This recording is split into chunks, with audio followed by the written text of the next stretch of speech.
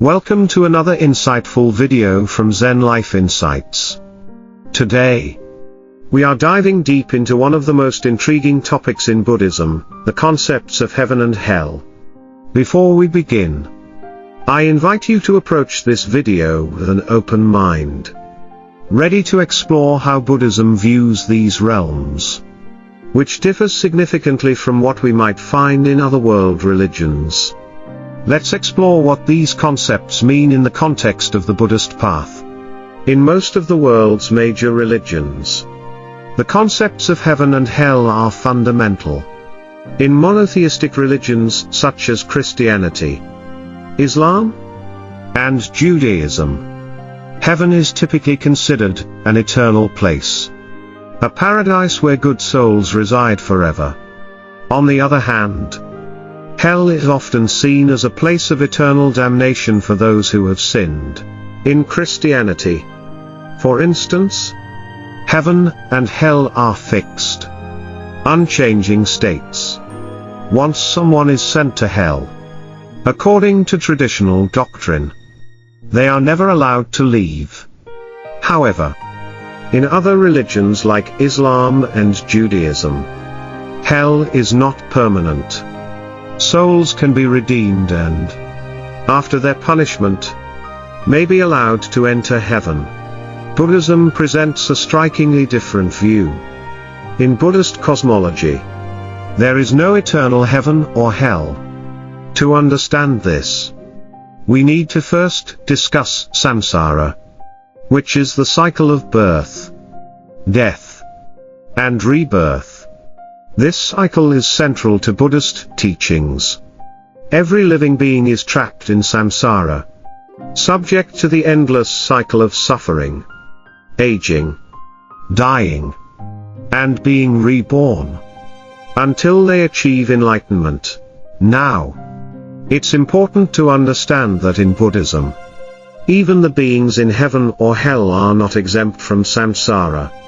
So, while the notion of heaven or hell exists in Buddhism, they are not permanent places of eternal bliss or suffering. According to Buddhist teachings, there are 31 planes of existence. These range from the lowest hell realms, where beings experience intense suffering, to the highest heavenly realms, where beings experience great pleasure.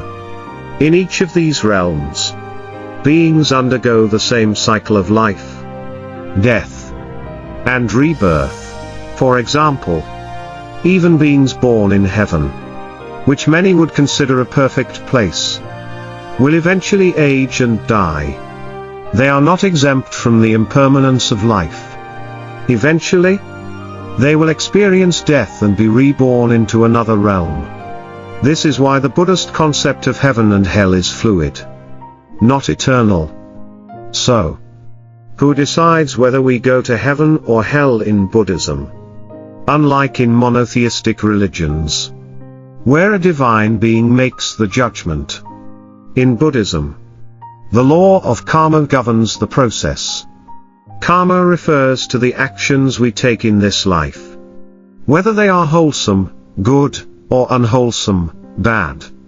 These actions have consequences, and they shape our future rebirths. For instance, if a person leads a virtuous life, avoids killing, stealing, lying, and indulging in intoxicants, they create positive karma. This positive energy increases the likelihood of being born in a higher realm, including the heavenly realms. On the other hand, if a person engages in negative actions, their karma will lead them to a lower realm, which could include one of the hell realms. In Buddhism, hell is not a place of eternal damnation. Beings who are born in hell are not there forever. They are subjected to suffering. But this suffering is not permanent. Just as beings born in heaven will eventually age and die, those in hell will eventually undergo rebirth into another realm once their karma is exhausted.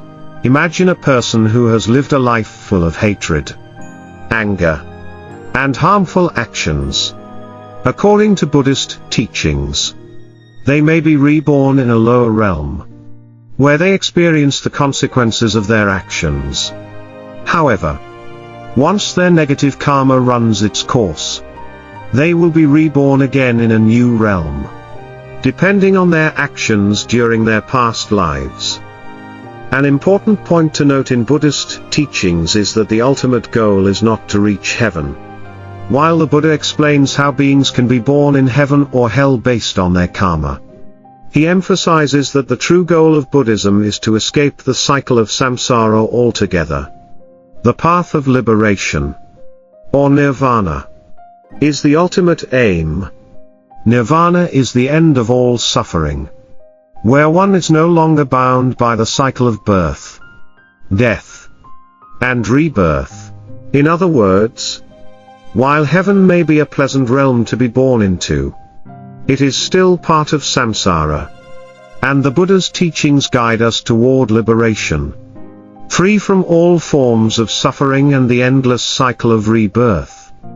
Having spent years contemplating Buddhist philosophy, I find it incredibly liberating to understand that heaven and hell are not fixed, eternal destinations. The fluid nature of these realms reflects the impermanence of life itself. It reminds me that no matter how good or bad a situation may seem, it is never permanent. For example, in my own life, I've seen people who have experienced intense suffering, what might feel like a personal hell, only to rise above it and transform their lives. This mirrors the Buddhist teaching that no one is trapped in any one realm forever. Change is always possible, and our actions can lead to transformation. Understanding the Buddhist concepts of heaven, hell, and samsara can profoundly change the way we live our lives. It invites us to think deeply about our actions and their consequences.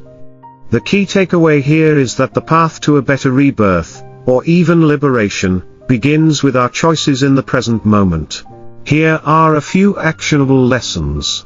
Live ethically, avoid harmful actions like lying, stealing, or violence.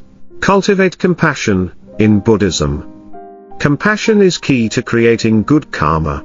Practice mindfulness, be aware of your thoughts, words, and actions at all times. Buddhism offers a unique and profound perspective on heaven and hell, where neither is permanent. Instead, both are temporary states within the cycle of samsara. Our actions determine our future, and the ultimate goal is to transcend all suffering through enlightenment. So, as we reflect on these teachings, remember that the path to liberation is one of awareness, ethical living, and inner transformation.